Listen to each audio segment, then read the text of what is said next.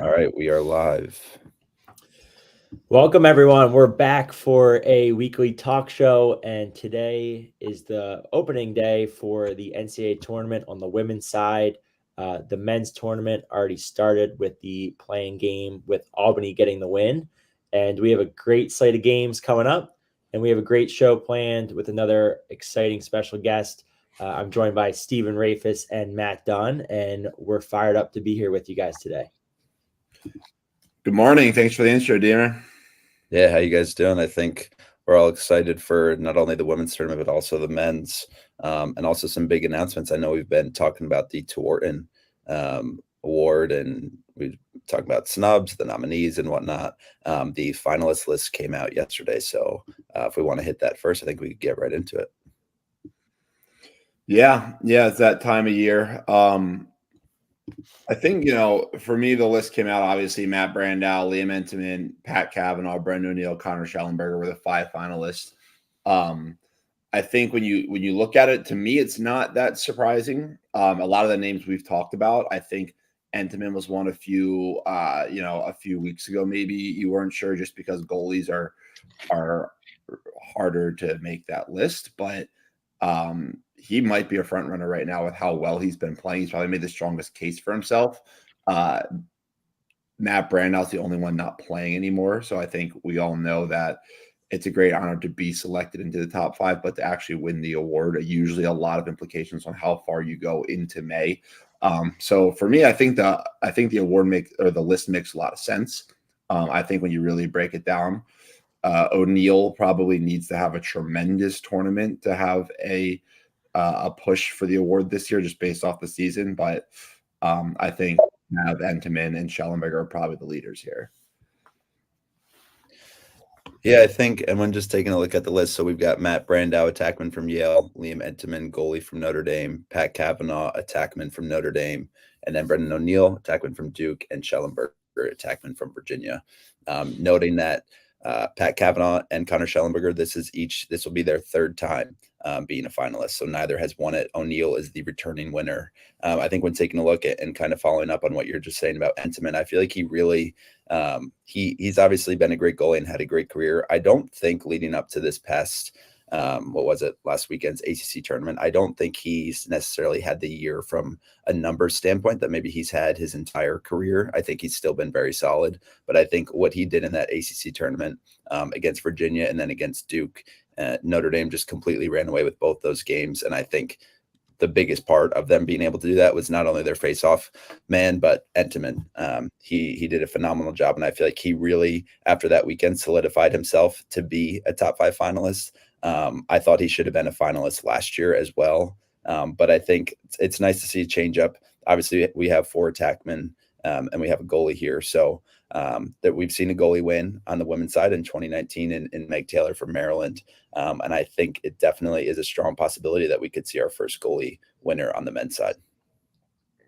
Yeah, I would agree. And I do think it's a strong possibility. I think obviously you can look at things statistically, but I think the impact that Entenmann makes on these games is close to being unrivaled of all these players right now, and the timeliness of the games that he's done that in, especially coming off of last year national championship. There's been talks about, are these this year awards versus career-based awards, and if they go in that direction, well, he's gonna be right up there at the top as well. So I do think Cavanaugh has a very strong claim and campaign for it.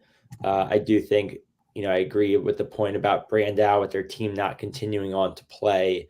I think that's going to make it really tough for him.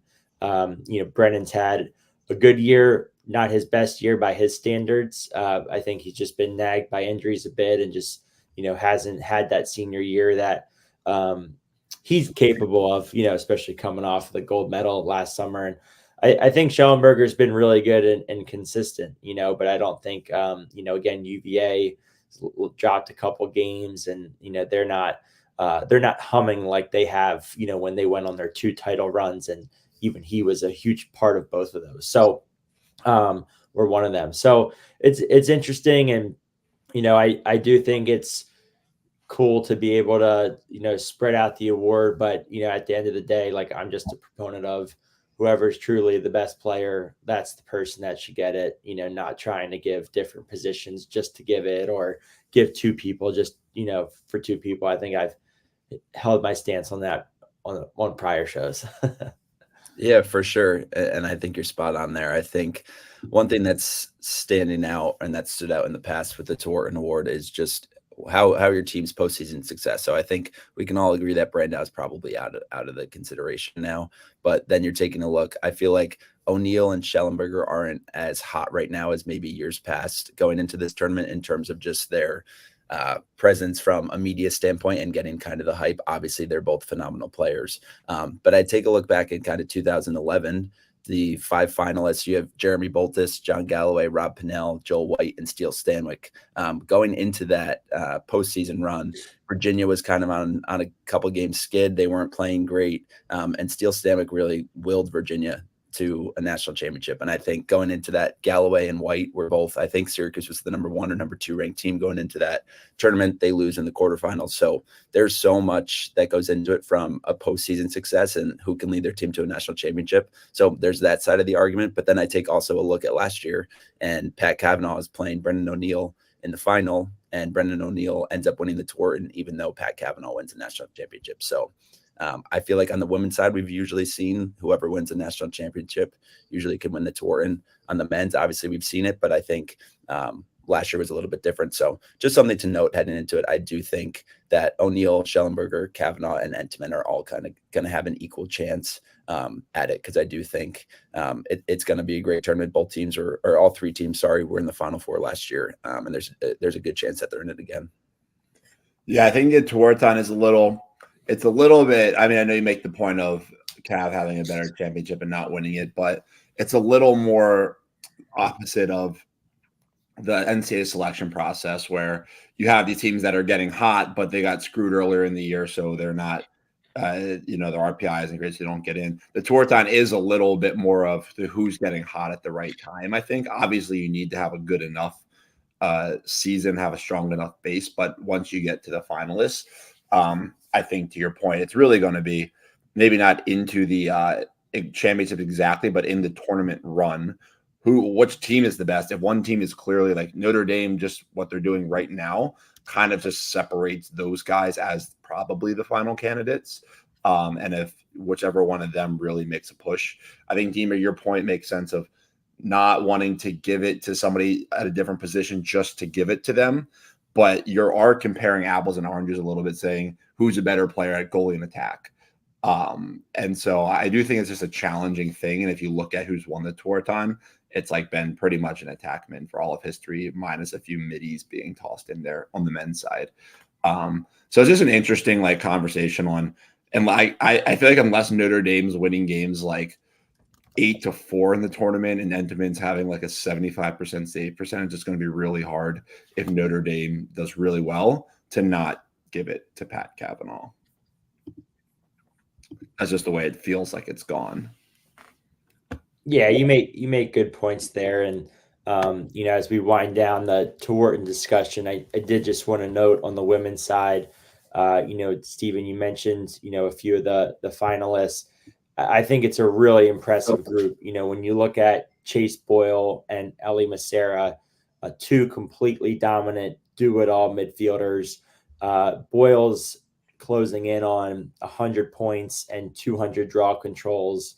Macera's got 100 and 104 points, 136 draw controls.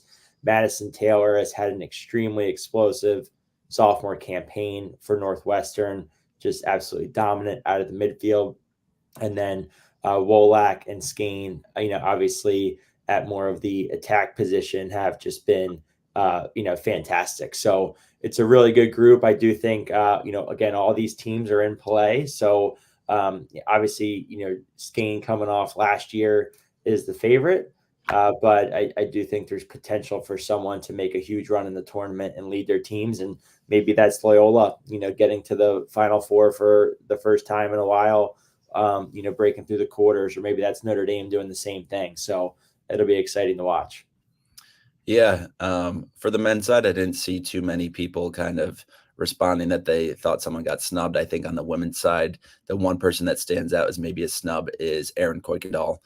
She is Northwestern senior she leads Northwestern in assists with 44. She was a finalist last season.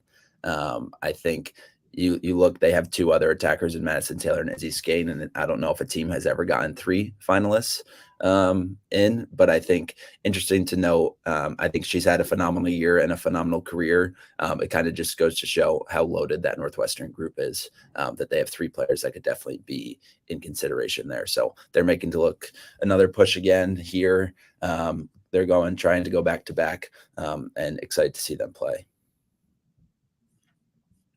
Awesome. So that's a little bit of our tour and talk. We want to take a look at kind of these upcoming games, but before we do that, we want to we have a guest coming on this week, John Donville. Donville plays for the PLL's Cannons. He played collegiately at both Cornell and Maryland, so I will add him here. What's up, Donville? How you doing? What's going on, guys? How are you? What's up, man? How you Thanks doing? for having me. I'm fired up to be here. What's going on? Welcome. Thanks. Yeah, good to be here, man. Good to be talking lacrosse on a Friday morning.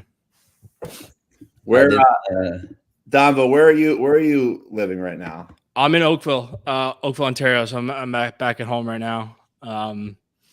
Yeah, I didn't do the in-market thing this year, so just played the season from Toronto. So it's been nice to be home for the first time in a while here.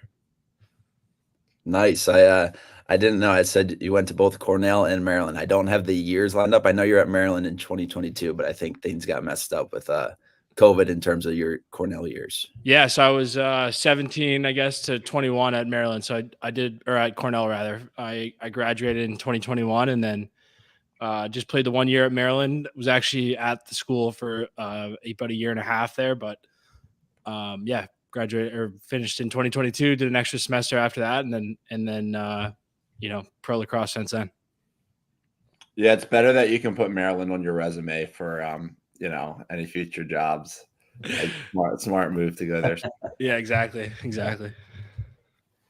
Yeah, well, we're excited to have you on the show. I always remember too, before you turned pro, obviously, watching a lot of probably more so Maryland. Obviously, like Steven said, some of the stuff got messed up a little bit in COVID, but even the time you were at Maryland, just watching your game and IQ and how you move without the ball, I know too, like you've done a great job, especially early in the season, just covering, some Canadians, in the NCAA and their finishing. And it's certainly been a huge trend in the game. So it's been fun watching you play over the years. Yeah, thanks, man. It's been cool to kind of, I started really watching college lacrosse. My brother played at Cornell and graduated in 2016. So kind of watched really hard there for a couple of years and then got to play. And then now it's kind of cool to be on the other side looking at it. College lacrosse is the best, man. Like I still get jealous watching these guys play. I think all of us probably do too. It's really fun. And I was watching the Michigan game last week, and some Michigan kid dove for an end line. He was winning the end line by like 15 feet. Like it wasn't even close. And he dives right in front of the bench. Bench gets fired up, and it's like that's college lacrosse for you, right? That's the kind of stuff that makes it fun. Yeah, John. And I was looking at. I know you sent over a link to your site earlier. And I was watching some of your breakdowns. So you're going through all these games and giving the breakdown, so you're deep into this. You want to talk quickly about what you're up to right now on with your coverage and what you're working on? Yeah, so I'm doing a lot of stuff over at lacrosseculturedaily.com. So part of this story is when I went to Maryland, one of the main reasons I went there was for the journalism school. So that's kind of what I wanted to do for a while now, and I do a podcast called Back of the Bird with some NLL guys, which is more about kind of telling the stories of players and interviews and that sort of thing. And then, now doing a bunch of work at Lacrosse Culture Daily, the website, and trying to do more like kind of analysis stuff, honestly, very similar to kind of the stuff you guys try to do. And I just try to approach it as if I was kind of a coach and how would I approach these games and stuff and try to give folks kind of a, maybe just a little bit of a deeper understanding of what's going on.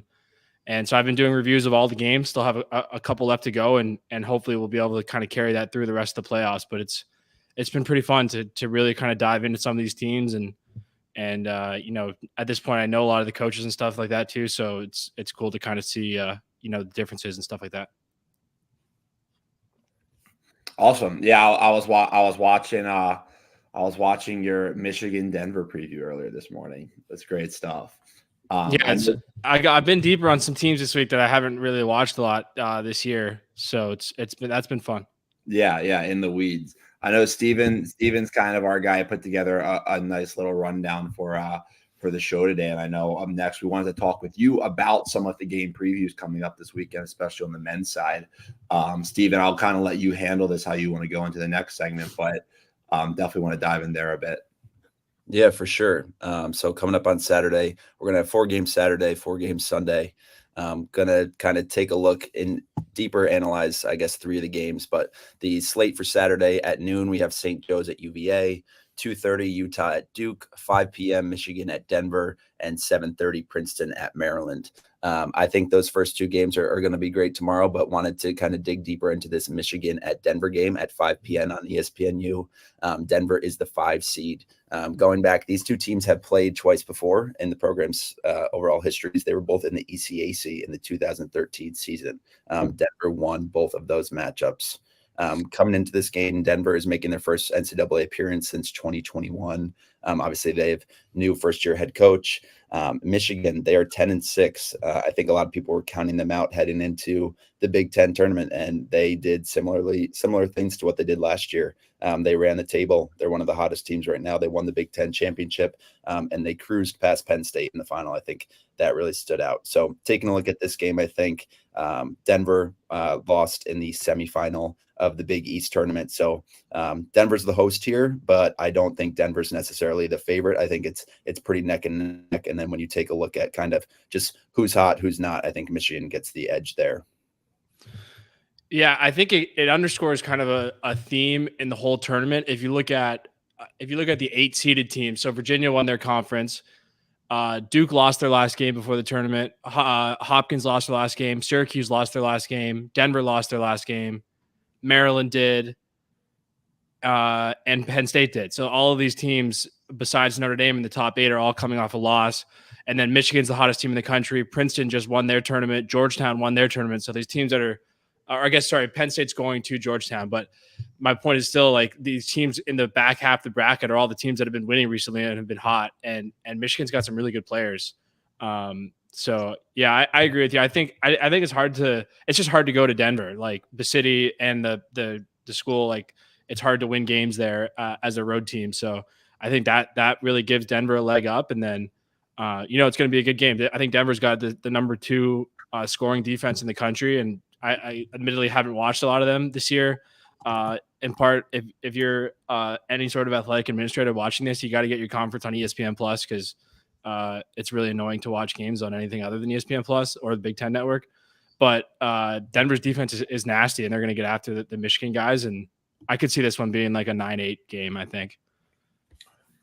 Yeah, I mean, we've talked about that on here, just like how the Big East teams are it's frustrating because they're good, but they're just so hard to watch because we don't have Flow TV. I think, and obviously I take your point, like Denver's a good team. They're top scoring defense, top man down unit. It's hard to go to Denver, but when you look at their, scoring defense is always a little bit jaded with, strength of schedule. And you do kind of look at who they've played when they played Yale and Cornell, who are 2 of the best offenses. That is, Those are 15 and 16 goal games. They've held, Providence to 4 and Marquette to 9 and Ohio State to 6. Ohio State's offense is solid. Utah to 8. So like the scoring defense, obviously good, but there's a strength of schedule component. I expect this to be a really good game because, to your point, Michigan is extremely hot right now. And I think Stephen noted that they're 6-2 in May under Connery. They've typically been the last 2 years heating up at that point. So I think it'll be a really good game. This is the one that we all had circled when the brackets came out of like, this is going to be a really interesting game. I'm leaning Michigan just based off of what, you've seen from them, especially in the Big Ten tournament against a really good Penn State team. They just seem like they got some mojo going into this. The other thing with Michigan, and this is like, when I didn't watch a lot of college lacrosse last year. I was kind of my first year in the NLL. I was working and kind of been watching a lot this year. And I'm trying to kind of think about like how is it different? And I think the biggest difference to me is the D midi play. It's just awesome now. And I think if you line up the D midis and the O midis on a lot of these games, the D midis have an athletic advantage. And I think that is true for both these teams. But like the Pedersen kid on Michigan is nasty, right? And a bunch of these tournament teams have D midis like that. So that's the hard part for Michigan or for Denver is you work to get short sticks. Every offense in the world is set up to dodge short sticks, and you just might not have a lot of success on these guys. And Denver's got Casey Wilson, who's also an All-American, and their LSM's an All-American. So there's great players on both sides of it. But I think that's what's different is you just see some of these offenses that just can't seem to get leverage on anybody, and I think that you see that more now than maybe you used to. And I think that was the story of the Penn State Michigan game was they just really couldn't beat their man against the Michigan defense. And that's going to be the key for Denver's. If you can't beat them, can you find matchup changes or open shots some other way? And obviously Matt Brown is one of the best in the world at that. But that's going to be the key, I think. I think another thing that sticks out to me, less on the scheme side, but on the intangible and flow of the game, coming up, for Michigan, obviously 2 Big Ten tournaments in a row. I think their belief and, care for each other really shows in their play. Like they look like a team that's really fighting for more time together. And, obviously, Denver not making the tournament since 2021.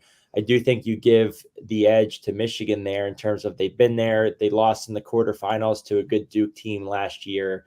And so then to come back this year, they know more what it takes. They've got, more to prove to crack through that round. And obviously they're playing at a high level. So, I think a lot of people wrote them off early in the season and they were the only ones that were believing in themselves. So I think that's something that's really powerful come tournament time. Yeah, no doubt. I mean, we've all been on both sides of that as players, right? You can kind of feel when you're like, when you got it and feel when the other team really has belief. And yeah, again, there's Princeton's going to be like that too for Maryland, coming off these tournament wins, especially the win and you're in thing. It just feels like it gives you a kind of a second lease on life a little bit as a team. And I think it's important. Yeah, and taking a look at this Princeton Maryland game. So this is the 7:30 game tomorrow, Saturday night, ESPNU. Maryland is the 7th seed. These two teams played each other this year on February 24th. Maryland won this game 13-7. In this game, Spanos and Malaver from Maryland both had great games. And when you look at that game, really the thing that stands out is Luke Weirman went 87% at the faceoff X. So Maryland just dominated possession. So you look at that, you look at those stats and you think, oh, well, Maryland's the higher seed. Maryland won the first game by a large margin. They've got to be the favorite. But I think the conversation nationally has kind of been like, I think Princeton's ready for an upset here. Princeton coming off the Ivy League championship, similar to the last game's theme. And I know, Donville, you were alluding to that. But Princeton's coming off the Ivy championship. They beat Yale twice to end the season, and then in the first round game, and then they beat Penn. I think something that the biggest question mark for me going into this game is Braden Erickson going to play. We've been really high on him, the Maryland attackman, number 10, super athletic, dynamic. He went down with a pretty scary injury against Penn State in that semifinal. So not sure if he's going to play or not. I think Maryland's going to need him if they want to win this game. I know they have talent elsewhere. They just have kind of been a little bit quiet, a little bit dormant this year. So excited for this one. And I guess we'll see. Yeah, I mean, Erks is obviously the story. Wishing him the best, obviously there, and the Maryland athletic staff is really incredible from a sports medicine perspective. So he's in good hands there, and it seemed like there was some good news there after the game. Maybe not about playing again, but just about being healthy, which is obviously the main thing. And the big thing for me is the faceoffs. Obviously, McMeekin doesn't have to go like 50%. It just can't be. I think it was 21 for 24 in the last game. You're just not going to win games like that. And then the thing with Princeton is they're basically like a new team, because when they played Maryland earlier in the year, all those freshmen that they had playing were like game 3-4, and that was basically their first good team at Maryland. It's an intimidating environment. They're not really rookies anymore. It's their first chance at NCAA action, but those kids have a lot more experience under their belt. So it's going to be fun to watch. And then Mackesy and Ajax, I'm assuming that'll be the matchup. The two of the best players in the country, and that'll be really fun, especially, late in the game. I think there's a lot to be said about depth and depth scoring. And there's also something to be said about, teams that late in the game, they know what they're going to do. And if they need a goal, and it's tough when your best player is guarded by a guy like Ajax. What do you do late in games if you really need one? So it'll be interesting. Jim Mitchell is my coach with the Cannons, does a really good job with the Princeton offense, and Jesse does a phenomenal job with the Maryland defense. So that's going to be a fun battle to watch, I think. Yeah, I think that's one where I think most of the country is hoping Princeton wins, because people are not very happy Maryland got in based off the feel. And I think when you look at just trending right now, Maryland's not trending in a positive direction, and IRCSA doesn't help that. And I don't know. I believe it was a concussion that was maybe the main injury with him, and that could be tough in this time frame to come back from. I'm not positive on that, so we'll see. I weirdly feel good about Maryland in this game. I think largely because it's at Maryland. That makes a big difference to me. I don't think it'll be a 13-7 game. And I just think there's some mental component. I have a feeling it'll be a really close game, but something about the experience the guys from Maryland may be able to grind out a playoff game, and when it gets really tough at the end of the game, being able to hold through. But I don't expect it, to your point of February with a young Princeton team. This is a different team than what you all. And we all know, we talk about on here, but February lacrosse is so much different than May lacrosse. So I wouldn't assume it to look like that. But I feel pretty good about Maryland, even given the way the last couple of weeks have gone for them. Yeah, it feels like it's a game where if there's less than 20 goals scored in the game total, then Maryland wins, and if there's much more than that, they lose. Right? That's if they're going to win. It seems like, I could see Maryland going kind of a couple ways, where they either try to really turn up the tempo and score in transition, or they just try to make it just drag it out and make it a real slugfest in the 6v6. And I think they've in their history done both. So it'll be kind of interesting to see that. And then Princeton, you got to hope that your young guys are just ready for the moment. There's as much as I was saying it's different. It is still the tournament. You got to hope that they're ready to go, but those kids are pretty good at having the Ivy League tournament on the road, on TV, that kind of thing is, a pretty good precursor for what you're going to see here. I think too, again, like I remember like the Princeton defense was starting to, catch some flack from social media, like mid to late season. And they had, 4 really strong performances, keeping Penn and Yale to 10 or 11 goals and under, and both of those teams have a lot of pretty explosive players, including Brandow. So I think that's, boding well. I think they're an extremely well coached team. John, I'm definitely curious to hear your experience playing for Coach Mitchell, because he's been a guy that I've gotten pretty close to over the years and just love how he thinks about the game. But I think the one thing that stands out to me too is you guys mentioned it already about the freshmen developing. I think obviously everyone looks at points and assists, but it's really impressive to me that you look at Kabiri, started all 15 games. He's got 53 points and 100 shots, but only 20 turnovers. And so as a freshman, he was 4 for 7 shooting in the first game against Maryland.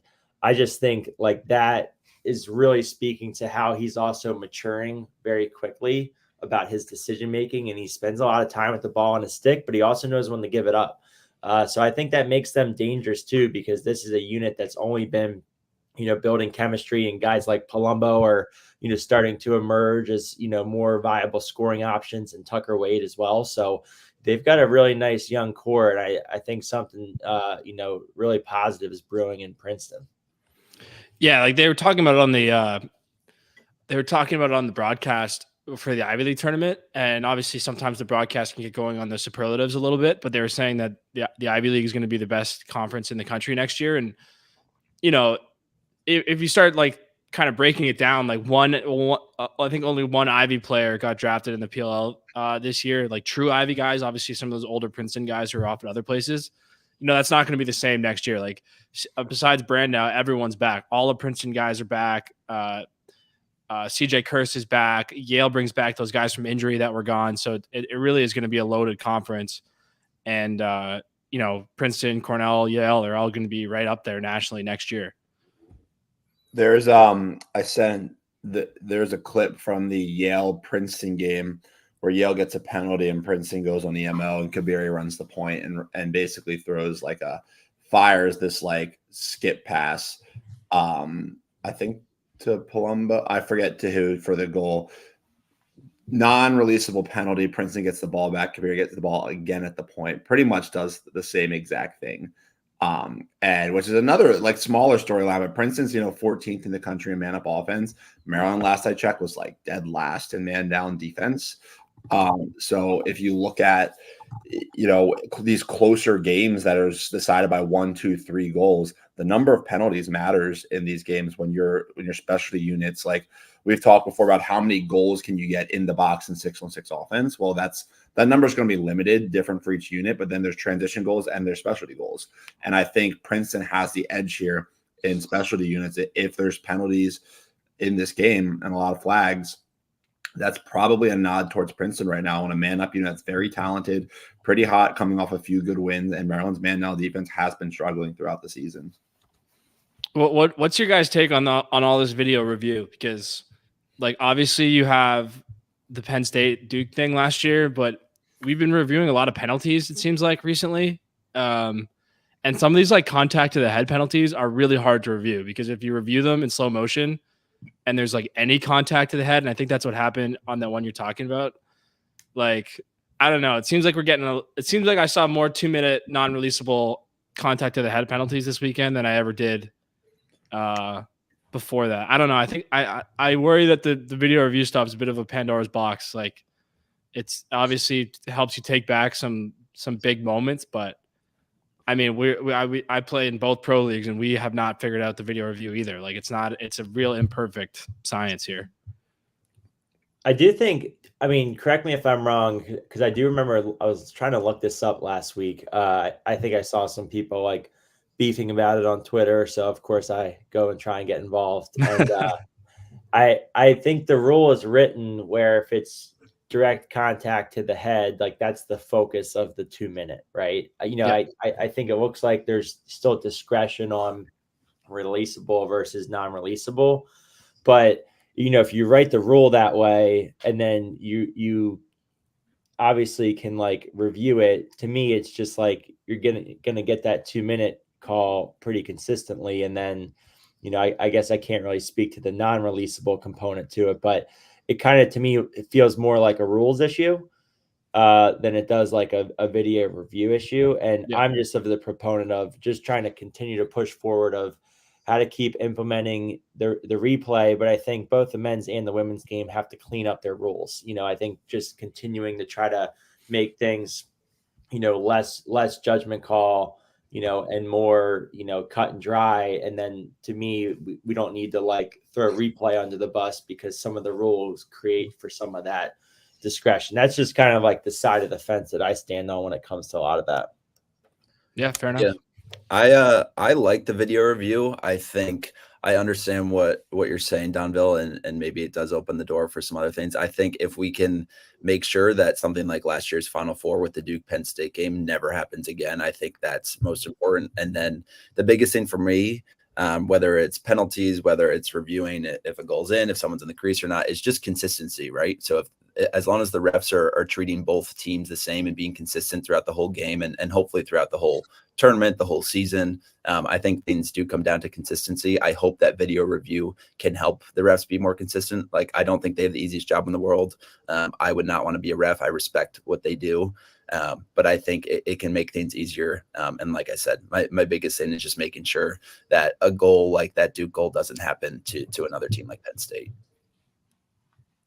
Yeah, no, fair enough. I see both sides of it. It just seems the contact to the head stuff is really tough because it's like if you go in slow motion, you're going to see contact to the head on every play, right? Or every major or any sort of physical contact. It's like almost impossible to not have some sort of head contact, even if it's not the principal point, yada yada. So I get it, and it's probably better, but just kind of thinking aloud. And by the way, they'll never figure it out ever in any of this stuff. There's always going to be something else that changes, and everybody's going to get pissed about that. I remember when we were in college, there was this whole thing about extending your hands on hits, and like Coach Tillman showed us this video prior to the season. The committee, like, there's always going to be something. I think to Steven's point, like, one, there's a lot of gray area in the sport. Two, it's refs making human decisions. I don't love overanalyzing every hit on film. I think consistency is the biggest thing. Like, I think there needs to be a general consistent, feel to what a 2-minute non-releasable is, and it has to be called the whole game, both ways. To me, because you'll never get it perfectly pinned down. That's just the one thing. Yeah. But agreed on. I think video review is great for you look at, last year, Duke, Penn State. Like, I think that's a huge case for why video review is a huge positive. Right. Yeah. Guys, one thing before we flip gears into Penn State and Georgetown and look at the Sunday slate, John, I'd love to hear your perspective and stuff you've picked up along the way of playing for Coach Mitchell. I remember too, like when I played for the Cannons, and Sean Kerwin was, really had things rolling for UVA. I felt like I picked up so much, intricate terminology and just different thought processes and ways of doing things. And obviously when you play for one college, that's a way you learn. And then you get to see these high level coordinators. What's been your perspective playing for Jim, and what are some things you're seeing out there watching Princeton that you feel like have been stuff that you guys have used, or, just love to hear your perspective on it. Yeah, I've learned a lot from him. I love talking shop with him, and he's got a lot of good like acronyms for all of his teaching points, which is kind of funny because it just makes you like remember them a lot more. So the two things I kind of take from him is they do a lot of this stuff Princeton does where they get everyone away from the ball. So, I think like as long as I've been playing field lacrosse, like I kind of came in, like I said, like 2012, 2013, when I was in high school. That was kind of the age of like the mirrors and the kind of 2-man game mirrors. And at the start, no one knew how to kind of defend the mirrors, because if you slide off the mirror guy, we're going to throw it back. And then if you draw somebody else in. And then I think that teams got really good at these kind of like hedges, like fake slides. And it got really hard to do that. And I think if you watch Princeton, there's a lot of plays where instead of having a mirror guy in a traditional offense, they just send that guy to like the back of the total back of the offense. And there's times when there's, 20 yards of space between the Dodger and anyone else. And I don't know. I just think that's kind of an interesting way of like looking at lacrosse. It's not exactly how I like kind of have learned it at a lot of different places, but given the way that defenses play now, it's pretty smart. And then the other thing I took from him, this is more of a personal thing than a Princeton thing, but he used the term AAA on picks, which I think is maybe a Jamie Monroe term, and it's always arrive alone. So it's the picker has to create separation from his own man to set a good pick, and that's not really how I always thought about picks in the field game, but I do think that's the most effective way. If defenses can really have hands on the picker, there's a bunch of different coverages that they can use to be effective. And, I've just been thinking about that a lot in my own game and how to be kind of effective with that. And I think that's a real good teaching point. And it's one of those things where you watch Princeton, it might not be obvious, but they just seem to get good looks. And this was true. Like when we played them in the Final Four in 22, it's like, I don't know what they're doing, but they just keep getting open looks on us. And I think that's a big part of it is they space it away from the ball, and then they just set really good picks. Love that. And he's a good dude. Great guy. Great lacrosse mind. Good guy to talk to. So it's he's fun to be around. Just to help some of our listeners and just to dive into that a little deeper, like always arriving alone, what exactly does that mean? Like, so if you're going to go set a pick on ball, like how is that kind of taught? So, for example, in the PLL, we're allowed to get away with a little bit more off-ball movement. So, like, basically how I would think about it, the most simple term is I'm going to set a pick for someone. I'm going to basically try to shove my defender or like V-cut off of him. And then so that when I get to the pick, when I'm setting the pick on the ball, my defender is not basically touching me. My defender is not actively on guarding me. So I'm arriving at the pick alone. I'm arriving without, and it's kind of like a sudden movement before the pick. I would say it's creating a little bit of separation yourself before you set the pick, and I just found it to be very, very useful and very effective, and just kind of changed how I understood picks. And I think it's been important. You could also do like a hard backdoor cut. Yep. Sell it, flash for the ball, and then work your way back out too. And I feel like even watching your game, like you slip really well. So like there's probably so many variations as you've reached like your level that you can keep finding those little nuances of setting a trip. I know Jamie calls it a AAA rated pick. So I love that idea, and I think it's so key. Yeah, it's big, and it's in the PLL. They definitely let us get away with more, which is helpful on that side of things. Now they let the defense get away with more too. If you watch like the off-ball play, both sides, it's fairly physical stuff you wouldn't necessarily get away with in college, which I think is a good thing on both sides of it. But in college, again, it's what you're saying. It's cutting hard before you set it, or just kind of creating separation and then kind of going from there. Yeah, and I think to your point, like obviously the PL has its own set of rules, but to Deemer's point, like there are a lot of things. Like if you can occupy your defender, it's much harder for that defender to play the pick well and communicate the pick well. Yeah, so I think if I think Donville's going to back cut, if you burn me for a flyby or back cut one time, well, every time you go set a pick, I'm like afraid you're going to back cut. That affects my ability to communicate to the on ball guy. That affects my ability to get my proper spacing, my drops, and my reads and my hedges and all of that. And so it's all the off-ball game is all about who can kind of add more value to the play without the ball in their stick. And if you just go set a flat pick and don't do anything, well, I have all the time in the world to communicate, read it, put myself where I want to be, hedge, get back. But if I'm worried about you, it makes it that much harder for me to play the pick well, communicate it well. I think that's one tactic.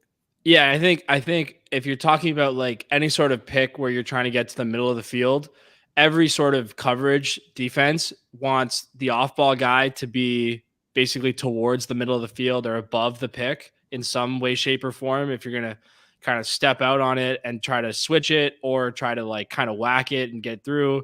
So if you can just kind of back that guy off and now he's underneath the pick when you're setting it, there's really not a lot of good options for short sticks when you're kind of rushing to a pick and you're behind it. So I think that's kind of the idea of AAA is just not let them get into whatever coverage they want. Because most defenses have a sweet spot that they like and they're pretty good at it.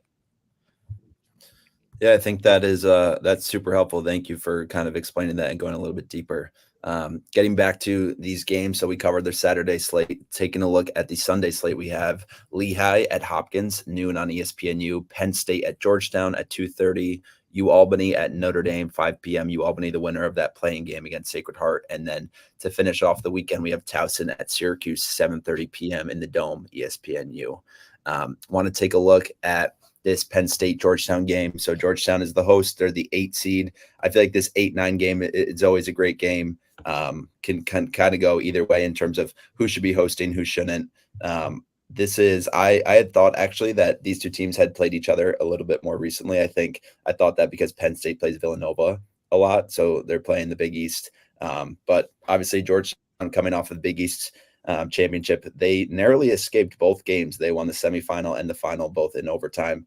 Penn State looked great against Maryland in that semifinal game, but then obviously dropped a big one to Michigan in that Big Ten final. I don't think they looked very much like themselves, and they're going to try and right the ship a different way. But taking a look at Georgetown, Aiden Carroll with 56 points, TJ Haley with 36 assists. We had highlighted TJ Haley a little bit earlier in the season. I think he had a little bit of a quiet year last year. I think he's getting the ball on his stick a little bit more this year. He's been known to be a great facilitator. He's not a big goal scorer. I think he might have 12 goals on the season, and I think he had like 5 last year. But nice to see him kind of getting in his groove. And then with Penn State, we've highlighted TJ Malone kind of across all of our socials. I know I've done a couple different breakdowns on him. He's leading the way with 74 points. He's been fantastic. I think one of the best attackmen in the country. I think he dropped further in the draft, at the PLL draft, than I thought he would. And then Matt Costin has stood out too, the Penn State midfielder, with 33 points. He's showed he's pretty dynamic, he's not afraid to dodge the pole and score. He's had a lot of stick to the middle finishes, which I know, Deemer, you've talked about a lot. So really excited for this one. And of course, the winner of this, most likely, no shame to you Albany here, but I think the winner is going to be facing Notre Dame. So Georgetown was obviously the only team this year to beat Notre Dame, and I think Penn State can stand up athletically. But excited for this one, and excited to hear your guys' thoughts. Yeah, I mean, first of all, I think your point about Notre Dame is good, and if Notre Dame hadn't dropped that overtime to Georgetown, I think we'd be talking about them, probably a little more. They're awesome, and I think this is a tough seed for both of these teams, like the 8-9. I just don't think you want to see Notre Dame next weekend, but obviously you got to win first, and yeah, it's going to be a good game. Like Georgetown's top 4 guys are probably all going to play in the PLL someday. Carroll, Haley, Bundy, and Vardaro. Obviously, Bundy and Vardaro just went.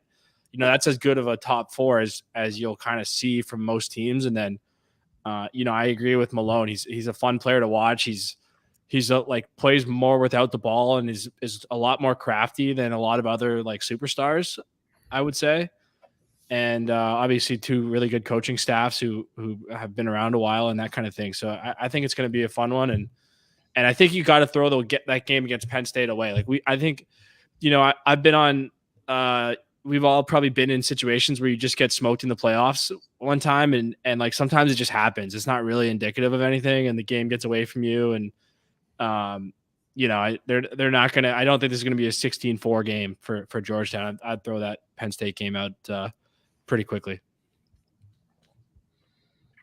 Yeah, you make a good point for sure. And I think, again, like it's interesting even early in the season for Georgetown, like, they made a huge name for themselves with the win over Notre Dame, even again, like their freshman poll, doing a great job covering Kavanaugh. It's going to be interesting to see how, the Georgetown D makes adjustments, and covers Penn State. Like I really love what, Tambroni and Hawes do with the offense there versus, Warren on the defensive side.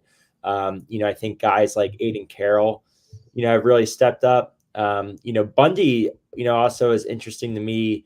And Stephen, you might have perspective on this. Is he playing more attack or midfield?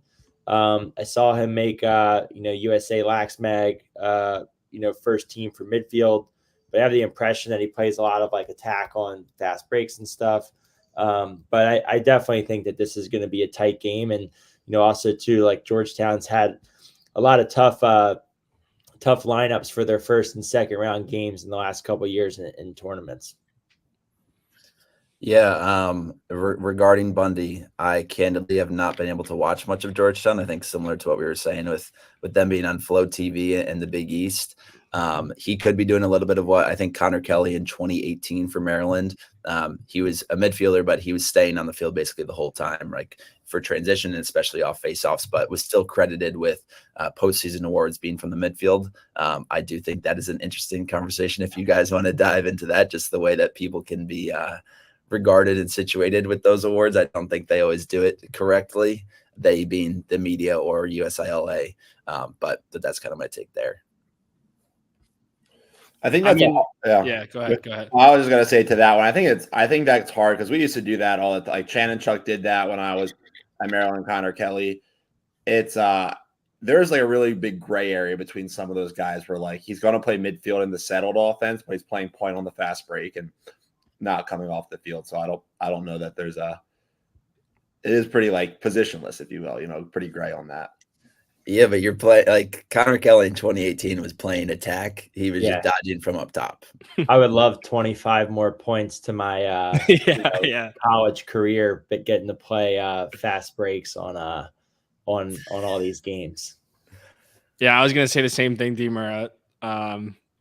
I wish we had that. And a couple things. I'm a little bit of a nerdy take here, but I do a lot of stat stuff on lacrosse culture, and teams are horrible at listing their players at the right position. So if you're trying to like look for the highest scoring midfielders or whatever, it's like basically impossible because half the country is poorly listed. So that's just a kind of tangent. And then I think like in general for like statistics, like we just need something about possessions and about possessions played. If we could know, because I think the same thing is true for schools that run their first line midfield 80% of the time, and schools that go 50-50. Like there's gonna be differences in raw points there, and I think we're still kind of looking for the efficiency side of it, where we know how many Sam, I think we'd all love to know like who the best second line midfielder is in the country. It's like really hard to kind of like parse that stuff out. But yeah, it's a bit of a nerdy take, but I think we got to figure that out a little bit. No, I think you're spot on, and no shade is being thrown at Connor Kelly. He did win midfielder of the year in 2017 when Maryland won the national championship as a true midfielder.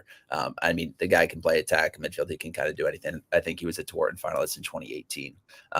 Deemer, you did bring up the USA Lacrosse magazine All-Americans, and I don't necessarily want to go into those, but I do think taking a look at when the All-American list can come out, I think some publications and I feel like even USILA a little bit more now, like there will be so many attackmen listed, like honorable mention. I feel like there's like 25 to 30 guys. And I do like to see guys getting recognized. I would love to see just one true team of 3 attack, 3 middies, like 3 defenders, just getting back to that a little bit. And I don't know what USILA's looks like, and I would have to take a look at last year's. But I would just like to kind of keep that consistent and have us figure out, all right, who are the best 3 attackmen, who are the best 3 midfielders. And that would mean this year we're looking at 4 Tewaaraton finalists being attackmen. Like which one of them is going to be a second team All-American? You know what I mean? Yeah. Also, and I agree with that. I would just say I don't really understand the logic for all of these lists for making honorable mention like 50 people deep. Yeah. It just I think it just kind of dilutes the the ability to say like you're an All-American. It's I think first, second, third, and honorable mention are all awesome, but like why should just because you maybe got one vote, be I think that should be treated like the 4th team. If you wanted to do 4 or 5 or 6, I get it. Like maybe get to 20 people, but like it just feels to be a little deep with that, so it's that would be like my only gripe. But otherwise I think I'm a fan of these awards being as much of like the one season award as they can, and just trying to vote on that. But I do think it's hard because when guys build up some some equity per se, and you're voting, and maybe they didn't have as great of a year, but they're still so critical to their team. It's hard, or you're voting for guys in your conference. Like it can be tough sometimes. Well, that's true, especially for defensive players. Like obviously with less statistics to measure, there's like no question that that building equity over your career and also playing well on TV is super important. Like, yeah, I'm not throwing shade at anybody. Like they usually do get it right, but and it's even more true for high school defensemen with recruiting and rankings and stuff like that. It's about playing well at the right time. It's really hard to measure statistically. But I agree with everything. And also some of the all conference teams were ACC had 22 people on their all conference team, and it wasn't like first team, second team. It was just a 22-man all conference list. And I'm with you, Steve. I'd rather just have a team, 3 attackmen, 3 middies, 2 D middies, face-off guy, LSM, 3 close, and a goalie. Yeah, what happened? Not that I disagree, but what happens there, right, is like naturally, I think the attack position over indexes at talent because your best offensive players you're probably going to put at attack. So you're going to have the 6 best attackmen are going to the 4, 5, and 6 might be better than the top 3 middies, maybe, or like some trade off. But that's kind of just like what it is, right? So it won't be all of the best players. It just kind of isolates those positions a little bit more. Getting back to the Georgetown game on the subject of All-Americans, I don't mean to kind of like repeat myself, but the Hess kid on Georgetown, the D midi, I mean, that kid's a beast. And that was the story of the Georgetown game was he and Dobson just went at it for like 35 dodges in that game. And it was really fun to watch. And Hess, got the better of enough of them to keep his team in the game. And those guys are important in playoff time. Like that's how this stuff kind of happens sometimes is the polls are good and then you got to go after the short sticks and if they can just hold up enough times. Like, but that kid's fun to watch. He plays a lot of minutes for them. All of Georgetown's best guys play a lot of minutes. So, they're pretty special competitors. Yeah, Hess number 40 on Georgetown. If you're watching this weekend, his freshman year, Syracuse, we were playing Georgetown in the NCAA tournament at Maryland. Remember that game? 2021. Let's not talk about the final score.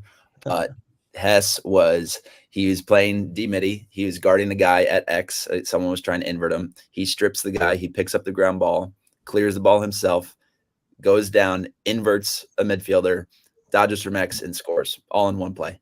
And I was like, that kid is a superstar. Like no one does that. So I think you're spot on with that point. And a guy like that is huge come NCAA tournament time just for what he can bring. Yeah, no doubt. And then obviously, so we kind of covered that game. UAlbany at Notre Dame is 5 p.m. Towson at Syracuse 7:30. I think that 7:30 game is also going to be a great game. Don't have too many notes on that. Obviously, the last time these two teams saw each other was in 2017. Syracuse was the 2 seed in the NCAA tournament facing Towson in that quarterfinal game. Towson jumped on Syracuse right away. I think we've seen a repeated highlight throughout social media if Evan Malloy is listening. Of that Joe Sider goal. So looking forward to that game as well. I know we haven't gotten too much into the women's games, but there's a great slate of women's games as well. Donville, it's been great to hear you go into kind of your thoughts on these games. I think you guys are spot on and like the work that you're doing. So I appreciate it. Yeah. Thanks for having me on, guys. Happy to jump back on anytime here. We got three fun weekends of lacrosse ahead of us here. So I do have one more thing for you, John, if you've got a minute. Yeah, I got time. So again, like we mentioned, check out John's work on lacrosseculturedaily.com. One thing I've really enjoyed reading from you over the season is your pieces about Canadians and the NCAA. Who are the Canadians that we should be watching, this first round and the rest of the tournament? Obviously, I think, Peyton Cormier is one of the most talked about, but would love to hear your perspective on some other guys that we should be looking out for. Yeah, no, there's a bunch and they kind of come in clusters. So the first one would be Syracuse. You have English, Stevens, and Finn Thompson. They have Matt Wright there as well, a few other Canadians, but those 3 guys are fun because they basically all play together on the first 2 midfield lines, and they Finn has been playing with Sam English a lot this year, and they play the 2-man game a lot. And then Owen Hiltz on the other side too. So a bunch of Canadians there, and obviously with Gary Gate being the coach, it's, who better to kind of lead the way there. And then you got Cormier and Boyden on Virginia. Hopkins has a bunch of guys. They have Peshko and Matt Collison. 2 guys actually went to my high school, so we're super pumped about them. Finn Thompson went to my high school too, so proud of all those guys. And then, those guys are probably more kind of household names.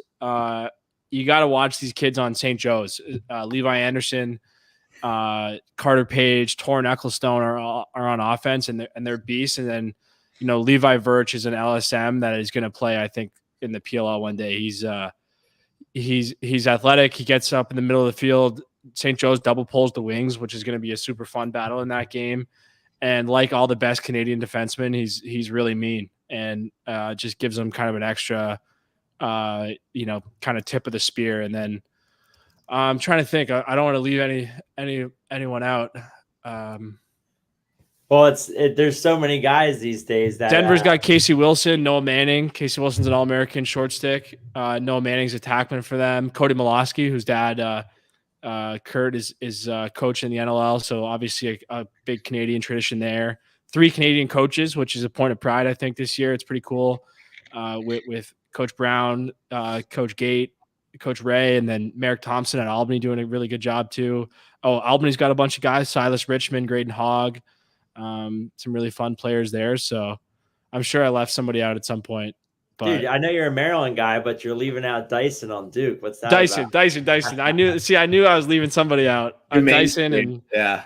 and Zawada came up for a year too, so we'll give him the asterisk Canadian flag there. So Yeah, we didn't talk about the game, but I do think UVA is on upset watch with St. Joe's. You know, St. Joe's has been so close the last couple of years, haven't always been able to crack into the NCAA tournament because their conferences have been tough, and you know, getting that AQ is always huge. But you know, a few of those guys, you know, and some of their, you know, American starters have worked our camps, and awesome group. The offense is clicking, and they've got a lot of talent. So, you know, excited to watch those guys.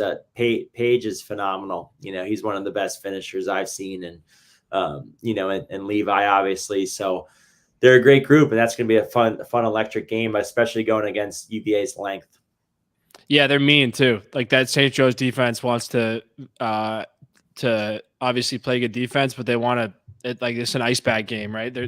That game against I watched the game against Richmond on the weekend, and they really beat them up. They 10-man like the whole game, and they have a kid who's like 6'7", 240. St. Joe's does, and Kastner's also that big. So it's like all these guys on defense in these games are massive, and St. Joe's is going to try to beat you up. And I think the depth for Virginia is going to be interesting because they play the one line a lot, and it's going to be tough against a team that is, you know, trying to basically just beat the wheels off you the whole game. Yeah, I think that's going to be a great game. I think St. Joe's is great. I have to stand on my take of Schellenberger, though. I don't think that he's going to let his career end like this. Right. They haven't been having a great last couple games. They've obviously dropped a few with Duke, Syracuse, Notre Dame. Just quickly on him, and I think he's been crowned kind of Mr. May by a couple people. He's played 9 games in the NCAA tournament. He has 54 points. And that's with a double bagel against Maryland in 2022. Crazy. So he's averaging 6 points per game in the playoffs, and I would expect him to have at least 6 against St. Joe's and kind of will UVA to this win, especially at home. So I am taking Virginia there. No discredit to St. Joe's. I think they're great, but just my take. Yeah, I mean, if you're drafting, I don't think any of us want to get into like the controversy business, but if you were drafting players for the NCAA tournament, you know, maybe – probably Shelley number 1, right? So that's got to account for something. For sure. Good stuff, John. We'll appreciate you hopping on. It was awesome chopping it up with you, and I'm sure this won't be the last time.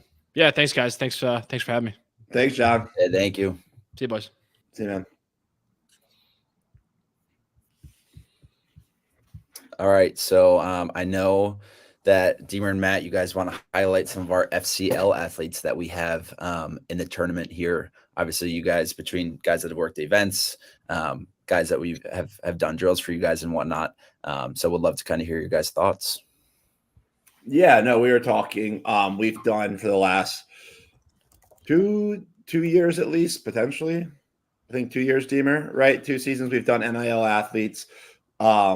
And we've had a handful of the same guys, and most of them guys that we have a relationship with from knowing, maybe having coached them at a certain team. Maybe they've come worked at events with us, or somehow we just interacted with them. And so we've been lucky to interact and have some of the best players in college lacrosse kind of operate under our brand. And so now as those guys are coming into their final years, some of them, it's just for us, we wanted to take a second to acknowledge some of them and the success that they've had.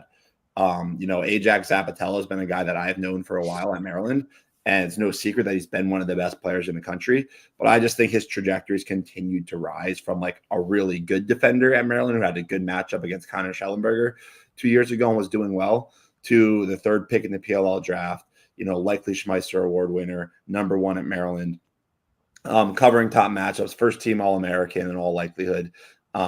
So he's a guy that, you know, coming up this weekend, potentially final game for Maryland. I'm lucky enough to play with him going forward, but he's probably the guy that needs the least love from us because he's getting it from everywhere else. But I still think it's cool to see a close defender get the recognition he's gotten. And it's not that often that you get a guy that, I think he was a unanimous first poll for the PLL draft from a coach's standpoint, that it was like Ajax and then the rest of them. And so I just always like to shine some love to those guys, especially the defenders that really do a good job there. Yeah, no, he's awesome, and he's also, I think if he wants to be, he's going to be a good coach as well. He did a great job. Working with Jake Higgins for a lot of our fall training. So, he's one that's, been fun to get to know. Another one that I want to shout out is Scott Cole from Lehigh, leading Lehigh to tournament victory, in Patriot League and then getting that automatic bid. Scott was, a pretty, I wouldn't say under recruited. He was just less recruited, probably, fairly rated in his early days in high school and even later, into his senior year. Always a lot of talent at McDonough. And he's just exploded at Lehigh, one of the hardest working kids we've seen, absolute beast in the weight room, and he holds the Lehigh goal scoring record now. So it's been incredible to watch Scott's run, and really, really happy for him and proud of all the work that he's put in. Coached him starting back in, I guess his sophomore year of high school back in 2018. And then his teammate, Richard Checo, FCL athlete, has been an absolute terror for, opponents, cause turnover machine, and they're coming in hot into the tournament. So excited to watch both of those guys. And Scott Cole, as of yesterday, is on the Whip Snakes with the supplemental pick. So we got Ajax Apatow and Scott Cole coming on board for camp. Yeah, big pickup. Big pickup. I was all in Coach Staggs' ear on that. And I'm glad it worked out. A guy that we're actually, kind of working on another piece for right now is Mason Woodward. He was the second pole draft in the PLL draft at number 8 to the Utah Archers. So pretty cool that two guys that we've been really supportive of and really thought the world of as players and people, Ajax Apatow and Mason Woodward, both are getting recognized as two of the top poles coming out of this class. Mason's a guy, I met him when he was in high school at St. Paul's. Similar to Scott Cole in a way, just like incredibly hard worker and just continued to get better. Mason is a 4-time captain at Marquette, which is insane. In 5 years, he played half of his freshman year, 7 games, then COVID hit. He was voted as captain as a true sophomore, a redshirt freshman. Continued to serve as a captain all 4 years. One of the best playmakers in college lacrosse. Had many opportunities to go transfer to a different program and chose not to, and exhibited a lot of loyalty to his teammates, his program. If you talk to his coaches, his teammates, you don't hear of a guy more revered and respected than Mason amongst them. I expect him to have a great pro career, probably a world team guy, and just a guy that set ground ball records at Marquette, like leading the NCAA or close to it in non-face-off guy ground balls. Another guy I think will have a great pro career, but just a guy, he's worked our events, coached. I think he might get into coaching. He'll be a phenomenal coach. Just a guy that we think the world of. We're lucky to have him represent us, and excited to see him continue to have a ton of success in the pro game. Yeah, I love that. Kind of building off that, 3 guys, that, all play together. And we were just talking about with John, Levi Anderson, Colin Reich, and Matt Bomer, all are, suiting up this weekend for St. Joe's.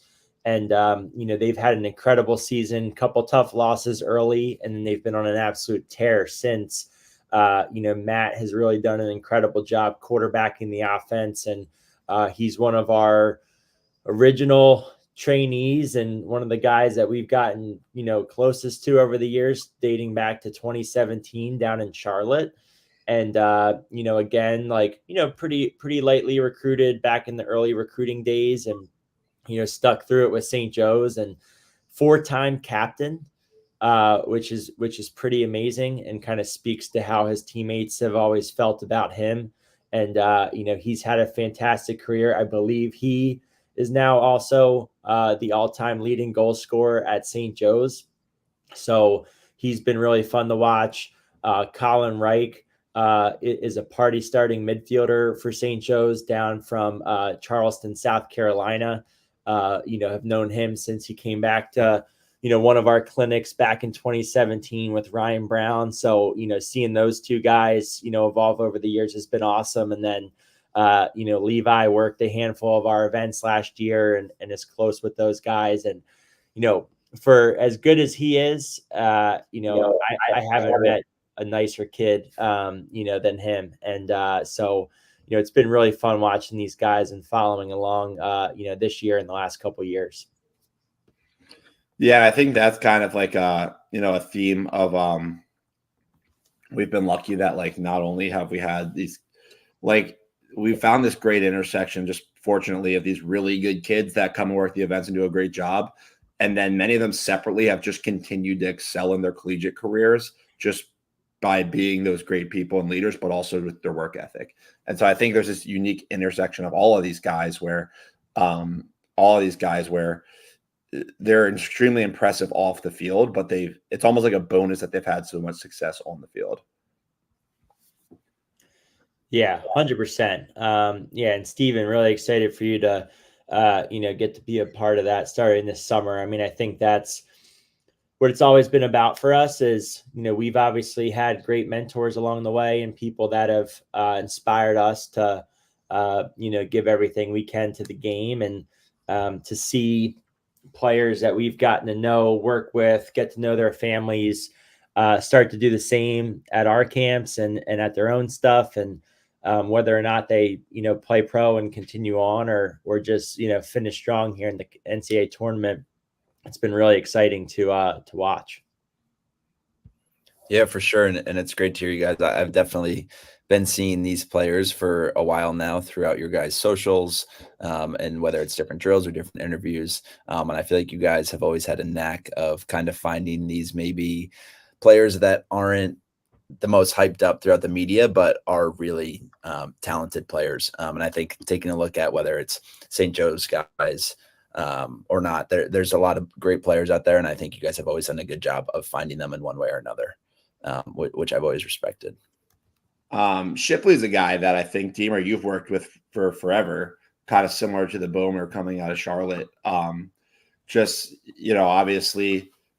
he's at Penn, has had a great career. I think kind of falls into that same bucket of just like a hugely valuable player for Penn, has had big moments. Most people maybe don't know his name aside from the fact that his brother's, starting running back at Clemson and drafted into the NFL. But he's been a guy that I think very much so fits into the mold of all these guys of awesome kid, great worker every time he's been at our events, been a huge impact player for Penn throughout his career.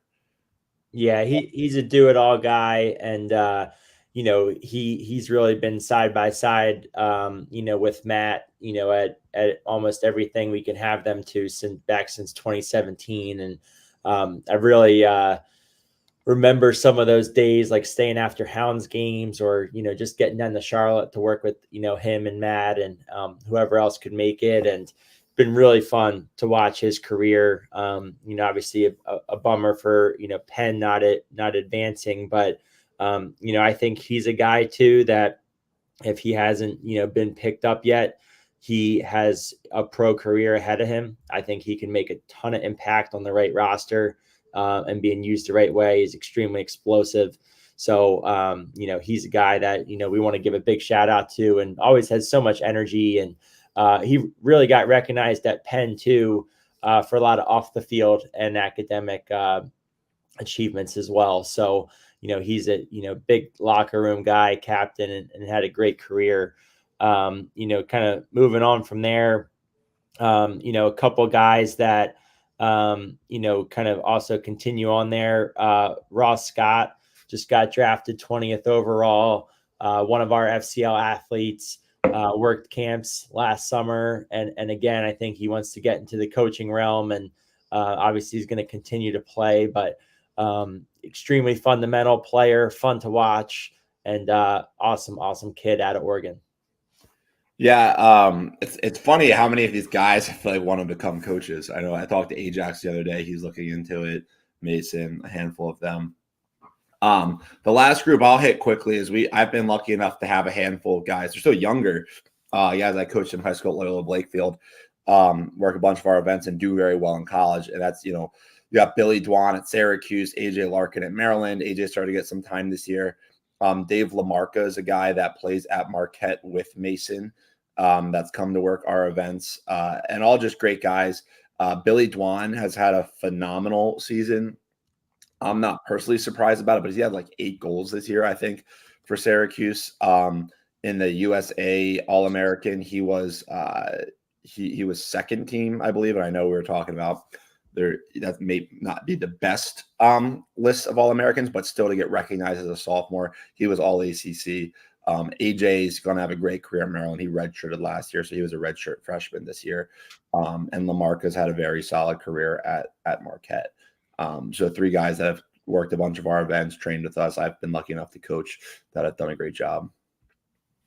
Yeah, and then to finish, I want to just run through last year, some of the other players that worked our events, but also we've just built relationships, with over the years, and it's been really fun to watch. Savannah and Delaney Schweitzer at Syracuse, coached them at USC, and they're making huge impacts, and are looking to, get that title for Syracuse. McKenna Davis, FCL athlete, and recruited her out of high school, has had an incredible year for BC, and they're poised to make another finals run. Jack Corus and Eric Molliver, guys I've gotten to know over the years, and, Loyola alum for Jack, and, him and Charlie always have done a great job working our events, so wishing them the best. It's pretty cool, back with Coach Casemeyer a couple of years ago, we used to run this thing called Net Return, which was more of just an offensive skills focused, like high level camp. And, we had, Connor Schellenberger at that. We had Eric Dobson. We had Shipley Bomer, really cool, core guys. We had, Eric Molliver and Graham Blake came out to the California one. So it's been really fun watching these guys and watching them evolve. And, on the women's side too, just last summer, getting to follow along Corey Edmondson, Maddie Burns, Ava Class, and, really, really fun group of players. So, wishing them the best this tournament, and really excited to watch. Yeah, and I think that covers most of the people. And I just want to echo to Deemer's point. I think obviously it's fortunate that these players have had so much success, but for us, it's been the relationships that make it fun. These are great people that will, hopefully have a long-lasting impact in lacrosse outside of the seniors that are graduating from college, whether it's coaching, working events, or staying involved in one capacity. But some of these relationships for Deemer, go 7 or 8 years deep. And so that's been a really cool part for us of doing this, and to be able to recognize those guys' hard work behind the scenes and how that translates to their success on the field is really a core thing as to what we want to tease out. So all these people, all these players, great role models, great examples, great people to have in our corner, and hopefully we'll continue to be able to watch them play at some level and stay involved with them. And with that, I believe that is the show for today. Stephen, am I correct in saying we have nothing else on the agenda? Yeah, I think we're good. I think once again, these women's games starts today. I think the first one is at noon. There are some high-level games. I think the biggest ones would be Denver versus Stanford and UNC versus Florida. And then obviously went over the whole men's slate with Saturday and Sunday, and women's games will also resume on Sunday. So really looking forward to this. It was great having Donville on. Another great week of this, and hope everyone enjoyed. All right. Thanks, guys. See ya. See ya. See ya.